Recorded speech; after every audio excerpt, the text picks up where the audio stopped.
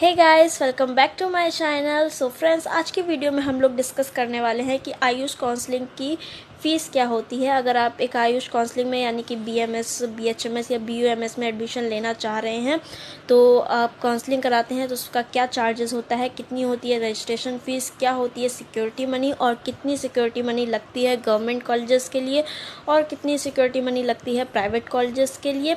तो इन सारे क्वेश्चंस का आंसर आपको इस एक वीडियो में मिल जाएगा। और आपके काफ़ी ज़्यादा कमेंट्स आ रहे थे कि अगर आप गवर्नमेंट और प्राइवेट दोनों कॉलेजेस के लिए काउंसलिंग में अप्लाई करते हैं तो क्या आपको कितना अमाउंट पे करना पड़ेगा। तो इन सारी टॉपिक्स पे आज हम लोग डिस्कस करने वाले हैं इस वीडियो में। सो वीडियो को पूरा एंड तक ज़रूर देखिएगा जिससे कि आप लोग अच्छे से समझ पाएँ। तो बिल्कुल भी स्किप मत कीजिएगा, पूरे एंड तक ज़रूर देखिएगा तो आपको सारा प्रोसेस आसानी से समझ में आ जाएगा। So without wasting of time, let get start the video. So friends, अब देखते हैं कि जो रजिस्ट्रेशन फ़ीस होती है वो कितनी होती है काउंसलिंग के लिए। तो अगर आप जो रजिस्ट्रेशन फ़ीस बेसिकली होती है वो नॉन रिफंडेबल होती है, वो आपको रिटर्न नहीं होगी। चाहे आपको कॉलेज मिले और चाहे आपको कॉलेज ना मिले, आपको रजिस्ट्रेशन फ़ीस वापस नहीं होती है। यहाँ पे क्लियरली मेंशन है कि ये नॉन रिफंडेबल फ़ीस होती है, ठीक है। तो अगर आप गवर्नमेंट कॉलेजेस के लिए अप्लाई करते हैं तो जनरल कैटेगरी के लिए जो रजिस्ट्रेशन फ़ीस होती है वो होती है 1000 रुपीज़ और ST SC और PWD के लिए हमारी हो जाएगी 500 रुपीज़। तो जनरल और OBC के लिए 1000 होती है, ST SC और PWD के लिए 500 होती है।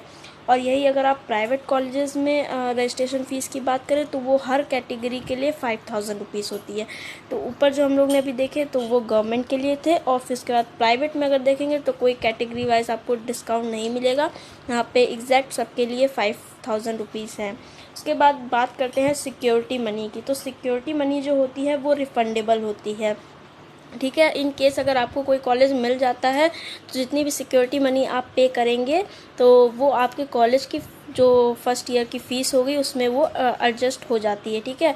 और इन केस अगर आपको कॉलेज नहीं मिलता है तो वो फ़ीस जो सिक्योरिटी मनी होती है वो पूरी काउंसलिंग राउंड सारे ख़त्म हो जाते हैं। उसके बाद आपने जिस बैंक अकाउंट से पे की होती है सिक्योरिटी मनी, उसी बैंक अकाउंट में ये वापस आ जाती है। तो अगर बात करें कि अगर आप गवर्नमेंट कॉलेजेस में अप्लाई करते हैं तो सिक्योरिटी मनी जो आपकी होगी वो होगी 10,000 रुपीज़। ये देखिए हर कैटेगरी के लिए सेम है सिक्योरिटी मनी।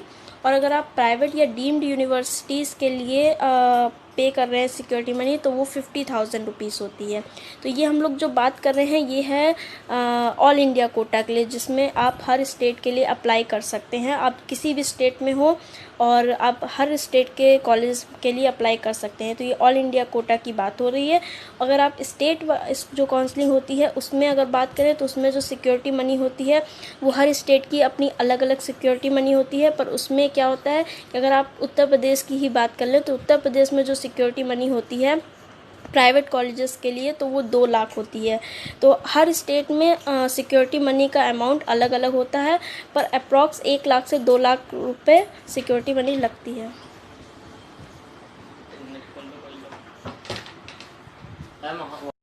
सो अगर आप किसी भी स्टेट की प्राइवेट कॉलेजेस के लिए अप्लाई कर रहे हैं तो जो सिक्योरिटी मनी का अमाउंट होता है वो 1 से 2 लाख रुपए हो सकता है और ये हर स्टेट में स्टेट टू स्टेट वेरी कर सकता है, पर अप्रॉक्स 2 लाख के आसपास रहती है इसकी अमाउंट।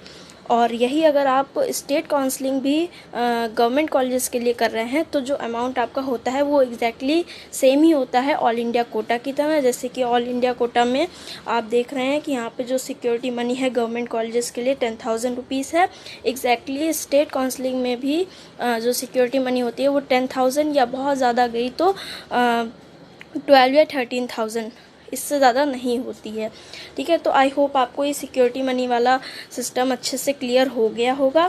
फिर अगर उसके बाद हम लोग बात करते हैं कि जो सिक्योरिटी मनी है ये क्यों ली जाती है, क्या होता है।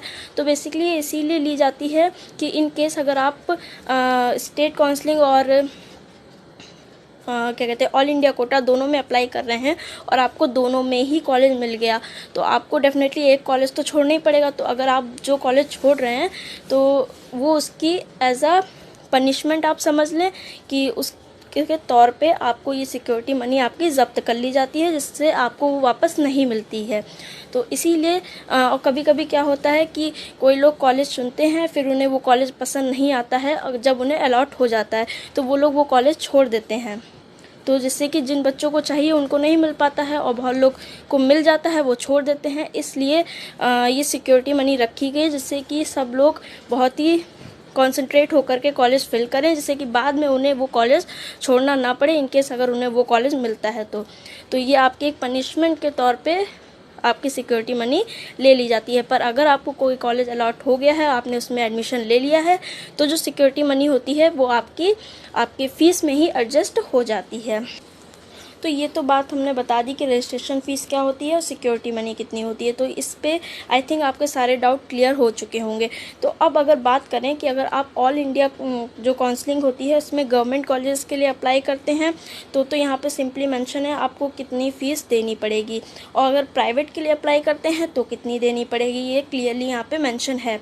पर कुछ लोग सवाल ये पूछ रहे हैं कि वो काउंसलिंग में गवर्नमेंट और प्राइवेट दोनों ही कॉलेज में अप्लाई करना चाहते हैं तो उन्हें कितना चार्ज देना पड़ेगा।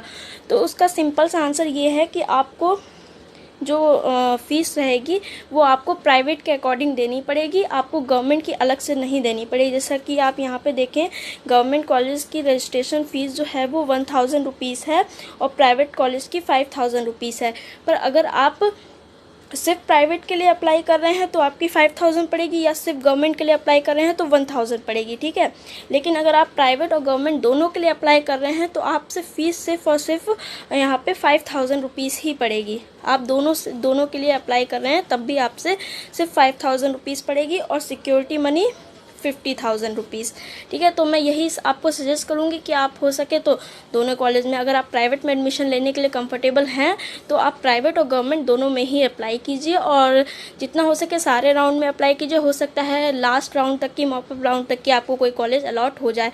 पर इन केस अगर आप प्राइवेट कॉलेज में एडमिशन लेने के लिए कंफर्टेबल नहीं हैं तो आई सजेस्टेड कि आप सिर्फ और सिर्फ गवर्नमेंट कॉलेज में ही अप्लाई कीजिए, क्योंकि इन केस अगर आपको कोई प्राइवेट कॉलेज अलॉट हो जाता है और आप उसमें एडमिशन नहीं लेना चाहते हैं तो आपकी जो सिक्योरिटी मनी है वो पूरी की पूरी चली जाएगी, आपको बिल्कुल भी वापस नहीं मिलेगी। तो ये काफ़ी ज़्यादा लॉस हो जाएगा। तो इसलिए अगर आप प्राइवेट कॉलेज में एडमिशन लेने के लिए कंफर्टेबल हैं, उसकी फ़ीस के अकॉर्डिंग आप इतना अफोर्ड कर सकते हैं, तभी आप प्राइवेट कॉलेज की काउंसलिंग कराइए, अदरवाइज़ आप गवर्नमेंट कॉलेज की ही काउंसलिंग कराइएगा। सो आई होप कि आपके काउंसलिंग की फ़ीस से रिलेटेड सारे जितने भी क्वेश्चंस थे वो इस वीडियो में कवर हो गए हैं, और आपको अच्छे से क्लियर हो गया है कि कितनी फ़ीस कब पड़ती है। और आई होप ये वीडियो आपके लिए हेल्पफुल रहे, और अगर आपके लिए ये वीडियो थोड़ी सी भी हेल्पफुल रहती है और आपकी थोड़ी सी भी मदद होती है इससे, तो please make sure to like, share and subscribe my channel. Like करना बिल्कुल भी मत भूलिएगा, आपके एक लाइक करने से हमें काफ़ी ज़्यादा मोटिवेशन मिलता है, जिससे कि हम आपके लिए ऐसी और इन्फॉर्मेटिव वीडियोज़ बना सकें। और अगर आप काउंसलिंग से रिलेटेड और भी वीडियोस देखना चाहते हैं तो प्लीज़ हमारे चैनल को ज़रूर सब्सक्राइब कीजिए, क्योंकि हमारे चैनल पे आपको लेटेस्ट काउंसलिंग से रिलेटेड सारी इन्फॉर्मेशंस स्टेप बाय स्टेप मिलती जाएंगी। जैसे जैसे जो भी अपडेट आएगी स्टेट वाइज आपको हर अपडेट मिलती जाएगी, और मैंने ऑलरेडी काउंसलिंग से रिलेटेड और भी वीडियोज़ बना रखी हैं।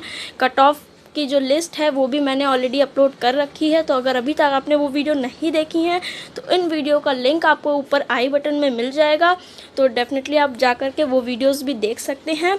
और कमेंट करके ज़रूर बताइएगा कि ये वीडियो आपको कैसी लगी, और नेक्स्ट आप किस टॉपिक पे वीडियो देखना चाहते हैं, या फिर आपकी कोई और भी क्वेरी है तो प्लीज़ आप मुझे कमेंट करके ज़रूर बताइएगा। मैं उस पर एक अलग से सेपरेट वीडियो बना दूंगी जिससे कि आपकी हेल्प हो सके।